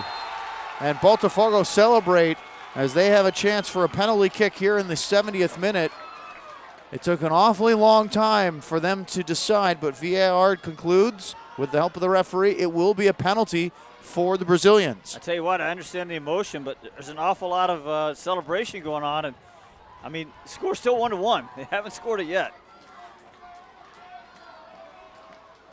It looks like Lucio, who did take that free kick from a distance in the first half and missed, is going to step up and claim this one unless he's trying to distract from the real kick taker by drawing all the attention from the Tigres players that want to have words with him. Bumps, conversation. Gomez, the goalkeeper, went out and looked at the number on the back of his jersey and now is being asked to go back to his line. All kinds of games. There it is, Steve. Yep. It's the sneaky move, and now Gomez wants to see what number he is. He does, doesn't he? I wonder if he has a... Well, I'm sure they've got a little bit of a book on the shooters. I don't know how, unless it's during this tournament, do they have that kind of deep dives? We'll see. Gomez will try to stop Yarlin, who steps up, having already scored once in the tournament, 50th minute of the first match. Their 5-0 win over Albion Hurricanes ECNL. And this is going to end up probably being either at the tail end of the 71st minute or into the 72nd. We should have some substantial stoppage time at the end of the second half with all that time in the review and then this penalty build up. Here we go. Yarlin against Gomez. And he walks to his left, slow, and smashes it right down the middle. Gomez went to his left, Yarlin went for power, and Botafogo have the lead in the 72nd minute.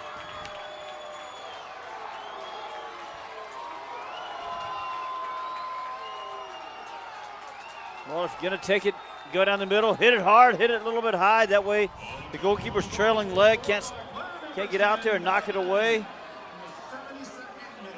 Nice penalty kick from Yarlin. 2-1. So now what does this do for Botafogo? They have the lead. They'd been frustrated trying to get anything going offensively against Tigres. But now Tigres, who had the lead and lost it, now find themselves trailing, and they have to find a way to get a goal. Second of the tournament for Yarlin.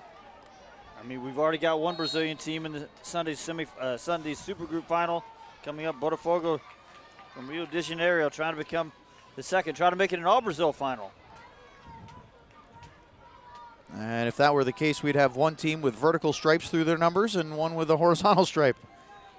But it would be a entertaining clash of two teams from the same country. If not, can Tigres spoil an all-Brazilian final and get their continuing their run of success here at Dallas Cup? I remember earlier we talked about Yarlin, the penalty kick taker there. He'd already debuted for Botafogo's senior team. That came in March of 24 actually. First player born in 2006 to play for the club. Scored his first senior goal not too long after that. Oh, Kaiki gets past Martinez and tries to dance into the box. Just got overwhelmed, too many defenders. Well, here's what's going to happen is Tigres really have to push their lines up now. It's going to create opportunities for Kaiki to get behind that back line. He's got that speed. And this actually, I would imagine, plays in quite well for Botafogo. With their pace, if they can counterattack with some space, they could be a real problem. For sure. And Justinho, who scored the equalizer in the first half, did a lot of running there. And we have a player down for Tigres, 74th minute. Fatigue starting to set in, the pace, the pressure. They have a lot of players available. I think that's Kevin Acedo on the bench for Tigres, and I think we're going to see one of those. As it looks like Jorge Emiliano, if I saw that right, is ready to come on.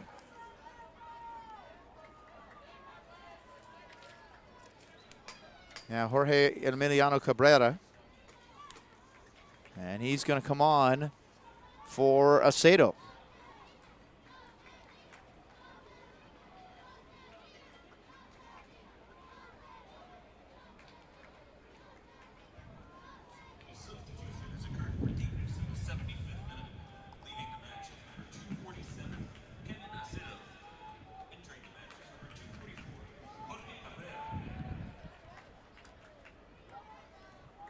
Seconds up for Tigres in the match. Second window. Botafogo made two changes in one window in the 60th minute, right about the hour mark, almost as if it was planned ahead of time, which is common. And Botafogo have the lead. 15 minutes to go plus stoppages, which should be ample. Yeah, each team had the opportunity to make 6 subs, and those windows, they can do those at this level in as many windows as they like. And with all the games they've played this tournament and the efforts they've put into this one, you would imagine that they would utilize more than less than of those 6. Yeah, both these teams playing Sunday, opening the group play in the Gordon Jago Super Group on Sunday, coming back and playing the next day on Monday, closing out the group on Wednesday, and here we are Friday, 5th game in 4 days, or 4th game in 5 days. Got the math backward there. Long ball down the right side, stepping out. I believe that was Kanyamar that cleared that one away. For all the chaos and, contested balls that Tigres has been able to create in the midfield, they haven't really found a consistent way into the final third. Now a chance for a run, Matosino. Yarlin cuts it back. Good defensive play there. And then a little shove after the fact. Yarlin tried to go across goal. Yarlin back into the box again against Ibarra. Cuts it across. Left foot. And it's 3. A beautiful finish. And Botafogo has doubled their lead just when you thought Tigres was going to have to find a build a way up. Well, Yarlin certainly come alive in the game. You know, a while ago I said I thought maybe we might see just a little bit more out of him. This time for the second time in succession, he sends the ball across from that left side.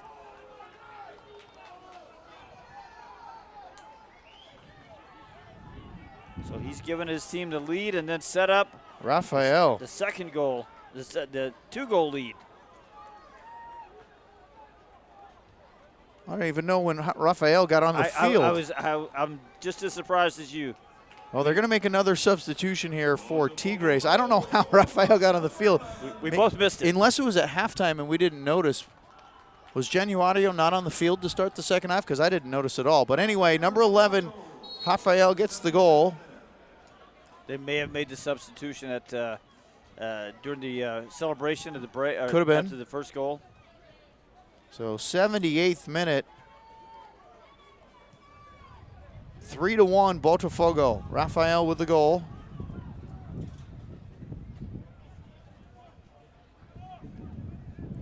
And then a substitution for Tigres, bringing on number 239, Jesus Miranda. And once again, Botafogo on the attack.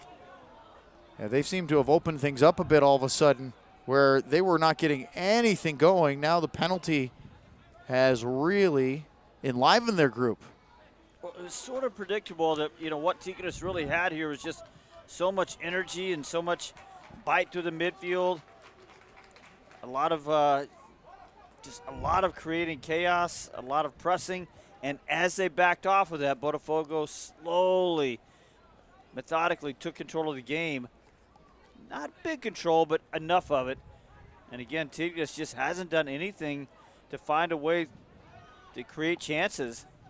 They have about 12 minutes plus stoppages. They have to score not once but twice if they want to keep their hopes of making the Supergroup final. They got to score twice against a team that's only been scored on once in 4 games in this tournament. And that was tonight. Here's the ball in.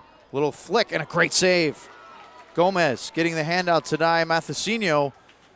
And we've seen more attacking options. That looked like it went off a hand. Wood keeps going. I thought so. He got away with one there.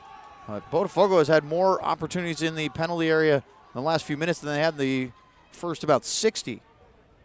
Wood, pass was blocked. Botafogo, I think rightly so, a little upset they didn't get a handball whistle against the Tigres striker. Another substitution coming. I think everybody across the back line for Botafogo doing really good job tonight. Lucio left back, Marcos Kawa, I think has been particularly good. Looks like Kaiki is coming out. And coming in for replacing him, number 18, which is Yago.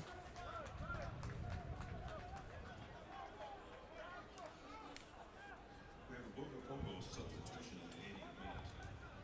Entering the field is number 18. Unless Tigres, team out of Monterrey, can find a lot of attack in the next 10 minutes plus stoppage time, Botafogo will be in its first Supergroup final.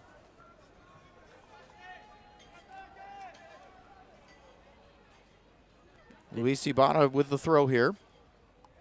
They did reach the semifinals last year.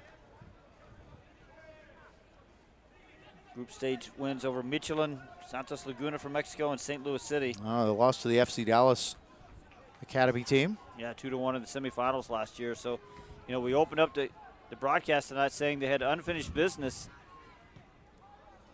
Well, they're about to finish it here. But then they'll have even more unfinished business because they don't want to just make the final. They want to win it. So And well, Sao Paulo survived Michelin. I don't think that anyone would say that they dominated that game. no, that was an interesting game because Michelin was probably a better team for about 95 minutes Of 110? Yep. Yeah, maybe 90. Yeah, so First 20 minutes, I thought maybe Sao Paulo a little bit better, or at least, as you said earlier, Steve, Michelin a little conservative to start. yeah, but so you're right. So first 10 to 15 minutes, Sao Paulo was better than they. I thought they were really good in the last 5 minutes, and that's when they got the game winner. Tigres is going to make another change here shortly, but they have the ball right now. 9 minutes to go plus stoppages. Gallardo back to Martinez. They'll switch it out to the left-hand side for Kanyamar. Through the middle, a tough touch there from Wood, who's listed as the striker, but clearly happy to work through the middle and help. And then a giveaway by Yarlin, the penalty scorer, after a really nice move to get free. Gomez. Tigres trying to keep the ball here and also get forward. Kawa headers it down. Just smashed up in the air. That's going to go all the way back to Gomez, who will call for that. Well, if you want a pretty good indication of which team has been able to create more, I've got Botafogo leading in shots 10-3. Yeah, you have to give credit to Tigres for aggressive press, a lot of frustrating in the midfield, but didn't really turn it into a lot of offense. The one time they did was really when they went direct over the top and just a really brilliant shot from Wood. And now when they have to dial it up, and they are getting stretched thin from Botafogo. The run from Rafael down the right side, cuts it back. Yarlin wide open. Great save by Gomez. It could have been 4. Yarlin from about the penalty spot. He scored on a penalty kick, but in that one, in open play, he was denied as he hit it right at the Tigres goalkeeper.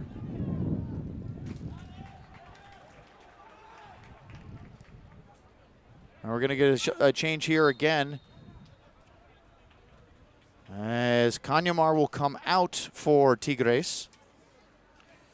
Looks like Herbert Pacina, 242. And Pacina will be another change for Tigres.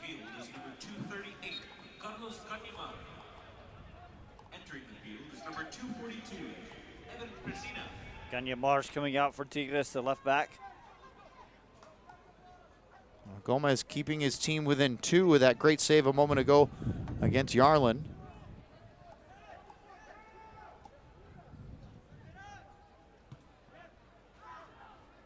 And even now, 2 goals behind, Tigres just can't put enough attack together to do much at all.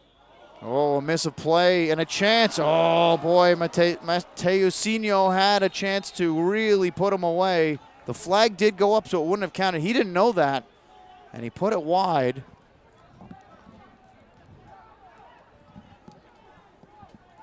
And a Botafogo substitute is hurrying back to make a change. They are calling for one now because they have a player down on the field. It's the 3rd goal scorer, Rafael, who somehow came on as a substitute without either of us noticing.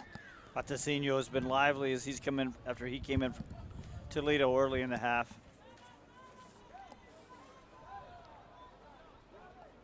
And Mateusinho just putting it wide of the right post as Rafael Lobato, who scored the 3rd, is back on his feet. I have a feeling he's about to get subbed out, though, because he's looking as though he's feeling the effort of the evening. Botafogo still has 3 substitutions they could employ. Floated ball forward. Deflected. Wood brings it down. Ramirez.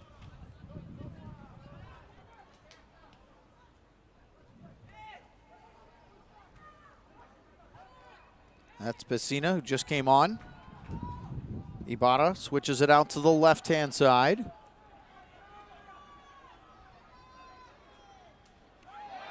And now a foul as Ibarra got clipped trying to make a move. And that's a dangerous spot for an opportunity to test Kleber, who has made a couple of saves in this one, but I would say in the attack, it's been Gustavo Wood and Luis Ibarra there that just got fouled. That they've been the only effective moments. Kevin Acedo didn't really stand out up there. None of the midfielders could really assert themselves in the attack. But here we are, 87th minute, and if they can get a goal off a pretty good position on a free kick here, especially considering that I think Steven Madrigal just drew that wall at about a good 11 and a half, about 11 and a half yards. So good opportunity. Four-man wall arranged for the Brazilians. This is what, 22, maybe 23 yards out? Looks about maybe a little bit more. Just beyond the top of the arc at the 18. They call it the D a lot. Left-footed effort here from Ibarra. Takes the shot, curls it, and it bounces past the goalkeeper, Kleber. It will be a corner kick. He got a touch on it. I'm not sure that was all that convincing, but he kept it out, and that's job one. Well, Kleber's had a few of those moments tonight where he's got the job done, but he hasn't looked 100% confident in it. The cross on the corner kick, flicked away, good header up. That was Justino, excuse me, and now it's out for a throw-in. That was the first save Kleber has had to make this half. Fourth corner kick coming up tonight for Tigres. They'll try from the other side here. They're going to have to try to get away from those towering center backs for Botafogo. The curling ball in toward the keeper, and Kleber claims it well. He's thinking about quick. They have a 2-goal lead. I'm not sure why he would. Now he's going to drop down. He might get a yellow card if he does that. That's maybe a bit of overkill. No, I love the new rule initiative that will start being deployed, I believe, this summer in the Club World Cup, where if the goalkeeper doesn't release the ball within 8 seconds, it's a corner kick. Yeah, I do too. Steal, Tigres. Can they counter quickly? Wood lines one up, blocked. Marcos got in the way of that one. Still alive though, over on the left. The cross back in over the head of Wood, headed out. Yarlin, nice control, brings it down, has a speeding runner with him. Just needs to use it, and instead he cuts back, gets clipped here, and it's a foul. Boy, I'm surprised he didn't give Lucio the ball. It looked like he had space and speed to use. And he wanted the ball. And now Yarlin is staying down. So we're in the 89th minute now, but and you got to know there's going to be significant added time here. That VAR review probably went at least 4 minutes. I would think so, plus then the actual setup for the penalty took longer. A few substitutions. As we stand here, 3 from each side. I wouldn't be surprised if we heard 4 or 5 minutes of stoppage time. I wouldn't be surprised if it was 6 or 7. Another change here. As 13, Kawa Cruz coming on. Botafogo substitution occurred in the 90th minute. Entering the field is number 13.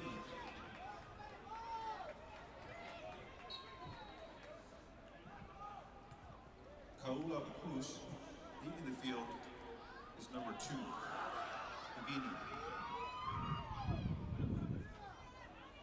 Coutinho is off for the Brazilians. He was carrying that yellow card right back. There's a play forward. There's a couple of Kawas on the field now, 3 in fact.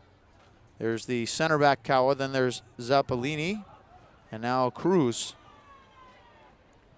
Here's an issue with teams that sort of thrive on just creating chaos and contested balls in the midfield. When you need possession, it's hard to get it. 6 minutes of stoppage time added on at the end of the half. That seems about right. Gomez will punt it quickly forward. Well headed away there by Marcos as he was contested by Wood. That brave header there by Marcos. He's had a good run after the break.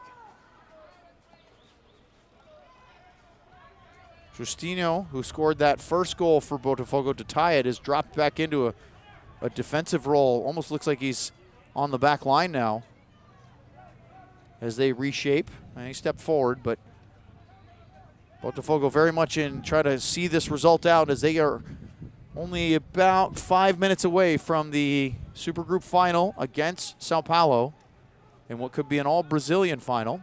Yeah, you say they're trying to see it out as we get into the about 1 minute gone to the sixth, but they look in control to me. There's a long shot in, and it's fumbled by the goalkeeper. He's loose. He charges one down. Another shot was blocked.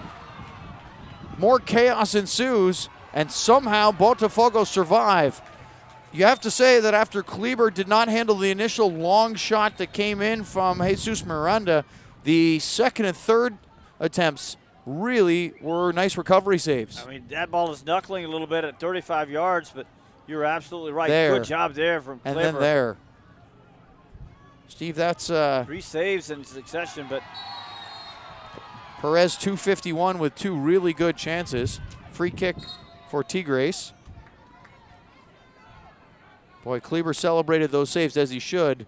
That first ball in did not look like it was as easy as I initially thought for him to handle. Although what you a lot of times are taught is if you see that is to just try to knock it away rather than try to make a save. punch it out. Easier said than done. Long ball forward, headed down, and Kleber this time will flop on it and not seem so out of place. We are into the 3rd minute of 6.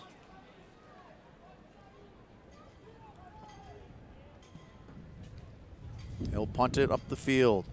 The wind gusts swirling again. Justinho, you pass up the right side. Iago, haven't said his name a whole lot. He's now in the penalty area calling for that one to be sent in.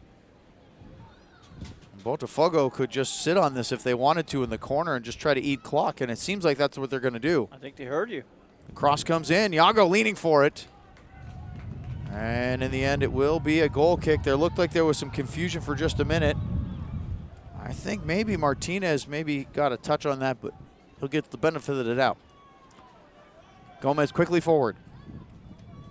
Tigres running out of time and maybe running out of ideas. Ibarra, long diagonal ball. Boy, look at that thing go. That one went all the way to the far left touchline. Great ball from Luis Ibarra. Tigres trying to throw numbers forward here. They need one to get the second, but they got to do it quickly. They're inside 3 minutes of stoppage time left. Maybe about 2.5. There's a good layoff. Getting forward, Pessina, cross comes in. Maybe not enough players in the penalty area for Tigres, considering what they need. Great turn, Lucio. A little trickery from Mateusinho.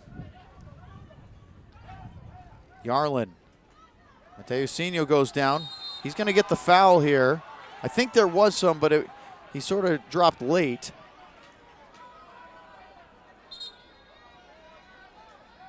And now the referee is holding up play for a second, maybe to get it to himself in a better position. Yep, now he wants it to go.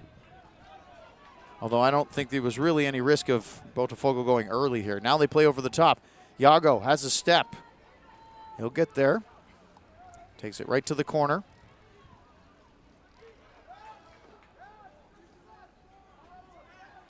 Now Botafogo, of course, Steve, have to be careful because they've got less than 2 minutes to go.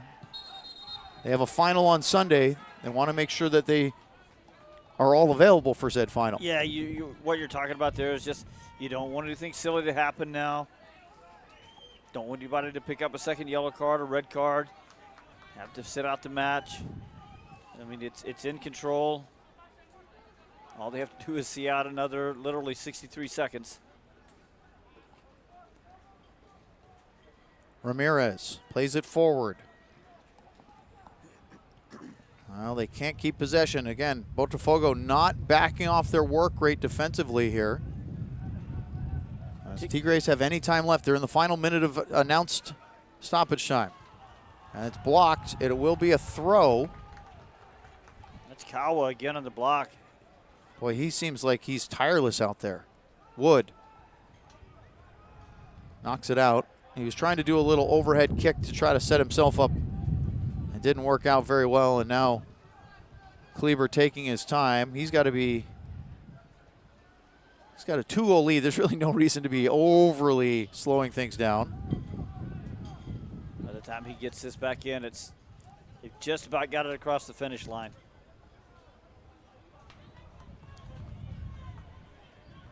Maybe because there's a 2-goal deficit that Tigres isn't complaining as much. In fact, they're not even going to let him do another kick. Botafogo with a pair of goals in the second half, 6 minutes apart. One from the penalty spot for Yarlin, gave him the lead. Rafael compounded the break, 3-1. There's some flaring of frustrations afterwards, but Botafogo is on their way to the Supergroup final. And one more time, if you're Botafogo, it's just time to get out of there. You don't want anything silly happening. That's exactly what their head coach is doing. He's trying to pull his players away. He wants them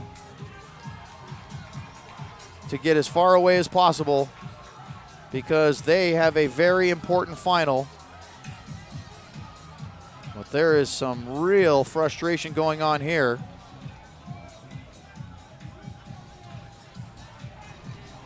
Well, a game that had a lot of duels, a lot of contested actions. It's contentious, especially in the first half. Not a big surprise it's going to end this way. And I'm really sort of surprised that the coaches just don't, because right now it's not the players, it's the coaches that are sort of trying to mix it up, and that's sort of unfortunate. It's a bad example. But hey, here we are. So listen, Tigres from Monterrey, experience in this tournament. They had the desire, they had the fight, they had the game looking like the way they wanted, which is just a bunch of chaos and contested duels in the midfield. But I think that Botafogo had a little bit more of the skill, a little bit more of the tactical approach, and in the end, that's why Botafogo has created this all-Brazilian final coming up Sunday. It's been a pleasure to have you join us here on this Supergroup semifinal night. Sao Paulo winning the first one over Michelin in a fascinating first semifinal, and then here a really intense second semifinal. Botafogo knocks off Tigres 3-1. For everybody in our crew, our director, Matt, for Steve, I'm Owen. Thank you so much for joining us tonight. We will be back for our contributions on Sunday for the finals, including the Supergroup final to end the tournament in a couple of days. Until then, enjoy the rest of your upcoming weekend. So long, everyone.